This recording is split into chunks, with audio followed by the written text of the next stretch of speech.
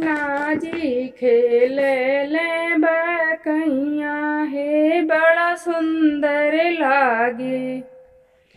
कृष्णा जी खेले ले बकैया हे बड़ा सुंदर लागे। कहवा ही कृष्ण जी के जन्म भइले रहले। कहवा ही कृष्ण जी के जन्म भइले रहले। कहवा ही बाजेला बधैया हे बड़ा सुंदर लागे। कहवा ही बाजेला बधैया हे बड़ा सुंदर लागे। कृष्णा जी खेले ले बकैया हे बड़ा सुंदर लागे। मथुरा में कृष्ण जी के जन्म भइले बाटे। मथुरा में कृष्ण जी के जन्म भइले रहले। गोकुला में बाजेला बधैया हे बड़ा सुंदर लागे।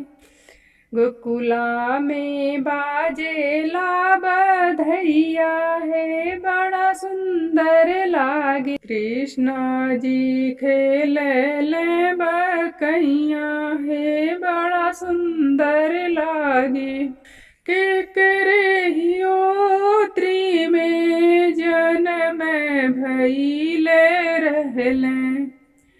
केकरे हियोत्री में जन्म भइले रहले। केकर बोले ले ललनवा हे बड़ा सुंदर लागे। केकर बोले ले ललनवा हे बड़ा सुंदर लागे। कृष्ण जी खेले ले बकैया हे बड़ा सुंदर लागे। देवकी के ओद्री में जन्म भइले रहले। देवकी के ओद्री में जन्म भइले रहले। वसुदेव के बोले ले ललनवा हे बड़ा सुंदर लागे। वसुदेव जी के बोले ले ललनवा हे बड़ा सुंदर लागे। कृष्ण जी खेले ले बकैया हे बड़ा सुंदर लागे।